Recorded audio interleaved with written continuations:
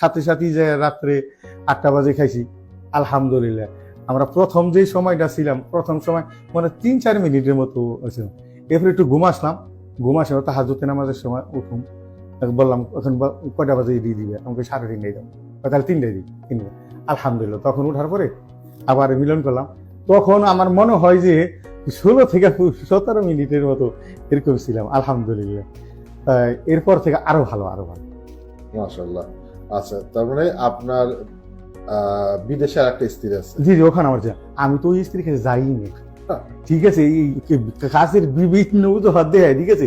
15 দিন 20 দিন পর আমি বাসায় যাই। ঠিক আছে, এখন ইনশাআল্লাহ আপনার 2টা স্ত্রী ভালো থাকবে ইনশাআল্লাহ। একটু চেষ্টা করেন।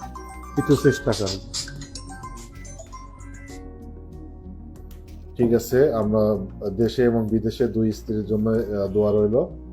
আর ইনশাআল্লাহ কিছু ওষুধ দিয়ে দিচ্ছি। আর আমাদের সাথে হোয়াটসঅ্যাপে কানেক্ট থাকবেন, হোয়াটসঅ্যাপে ইনশাআল্লাহ। আমার তো হোয়াটসঅ্যাপ আছে। ঠিক আছে, আজকের ভিডিওটা আমি এখানেই শেষ করছি। আর দর্শকদের উদ্দেশ্যে পরামর্শ, বিশেষ নসিহত আছে? হ্যাঁ, নসিহত তো আছে। আমি সাথে আমার বন্ধুকে নিয়ে আসলাম। হ্যাঁ, এই একজন তো নগদই নিয়ে আসলাম। আর হ্যাঁ। আমি তো এরকম বহুত বলতেছি, আমি মাত্রই আপনার এখানে ইউজ করছি 10 দিন, অলরেডি 10 দিন। আমি দর্শকের উদ্দেশ্যে এটা বলতে চাই, হতাশ হওয়ার কিছু নাই।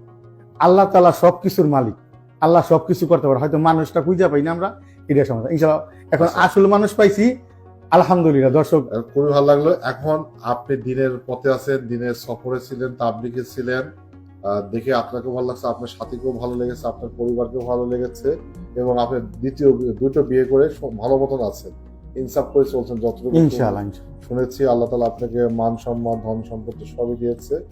প্রথম দিন থেকে ভালো লেগেছিল, 1 মাস পরও ভালো লাগছে, সফরের সাথে আছেন। তো এখন আমি যেটা জানতে চাচ্ছি বা বলতে চাচ্ছি যে দিনদার স্বামী, দিনদার স্ত্রী হলে সেক্সুয়াল বিষয় বা যৌন বিষয়টা ভালো থাকে ইনশাআল্লাহ। জি। আপনারা যে তাহাজ্জুদ করছেন, ভালো লাগছে। এখন যারা এই পর্নোগ্রাফি, হস্তমৈথুন, জিনা, ব্যভিচারে আছে, তাদের উদ্দেশ্যে কিছু নসিহত করবেন? তাদের উদ্দেশ্যে আমার এই নসিহত, যেটা ভুল হবার তো হয়ে গেছে, যে ওটা তার শুধরানো সম্ভব না। আল্লাহর কাছে ক্ষমা চাওয়া, মাপ চাওয়া, আর হতাশ না হওয়া। এখন সঠিক রাস্তায় আইসে আপনার চিকিৎসক কিছু নিলে আলহামদুলিল্লাহ, আশা করি আবার ঠিক হয়ে যাবে। জিনা, ব্যভিচার থেকে দূরে থাকতে হবে। না যায় জিনিসই ভালো না। যেটা আল্লাহ নিষেধ করছে, আল্লাহ নবী নিষেধ করছে, সেটা তো করা অবশ্যই ভালো না। ঠিক আছে, সালাম আলাইকুম। ওয়ালাইকুম আসসালাম।